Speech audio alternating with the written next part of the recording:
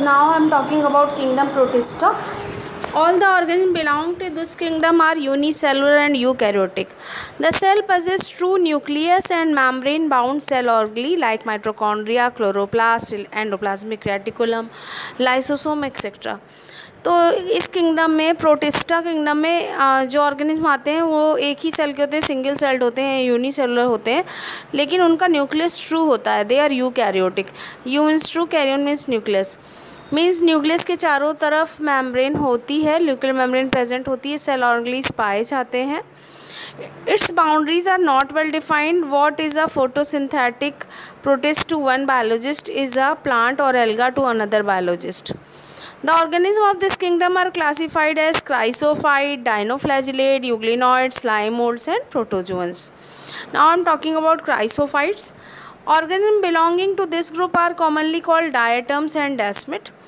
तो क्राइसोफाइट को हम डायटम्स के नाम से भी जानते हैं. They are both marine and fresh water and constitute the major phytoplanktons.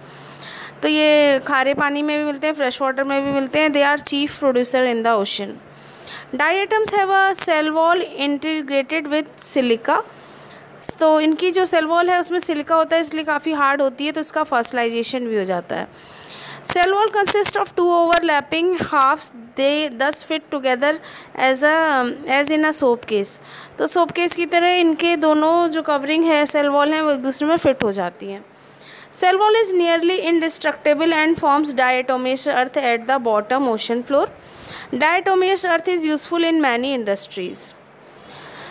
Second one is dinoflagellates. Dinoflagellates are unicellular and have a cellulosic cell wall that appear as plates on the outer surface.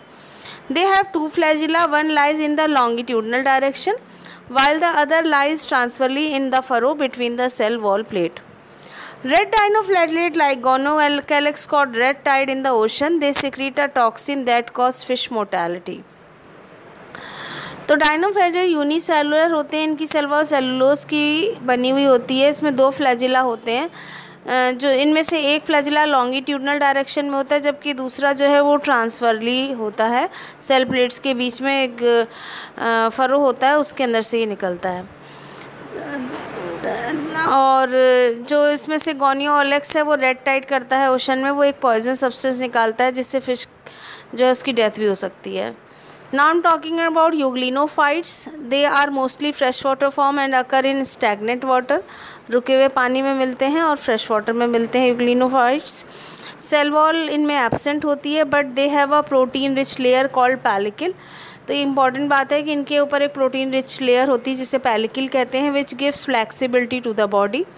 They have two flagella, one very short and the other long. इनमें दो flagella होते हैं, एक तो बहुत छोटा होता है और दूसरा बड़ा होता है. They possess photosynthetic pigment that are identical to those of higher plants. इनमें photosynthetic pigments होते हैं जो higher plants के जैसे होते हैं. Example Euglena and Paranema. Now I'm talking about slime molds. Slime molds are saprotroph and engulf organic material. तो slime mold जो होते हैं वो सड़ी गली चीज़ों से अपना खाना लेते हैं. Under favorable condition they form an aggregate called plasmodium.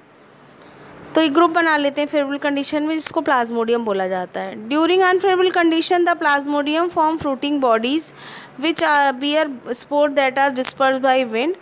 तो इसमें स्पोर होते हैं जो हवा से बिखर जाते हैं. The spore possess cell wall and are extremely resistant and survive for many years even under adverse condition.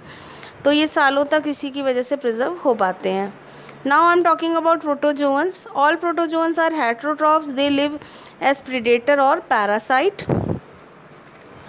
They lack a cell wall. There are four group of protozoan. एक तो होते हैं amoeboid protozoan जिसमें amoeba आता है. Second one is flagellated protozoan. Third one is ciliated protozoan. Cilia होते हैं इनमें. And last one is sporozoan.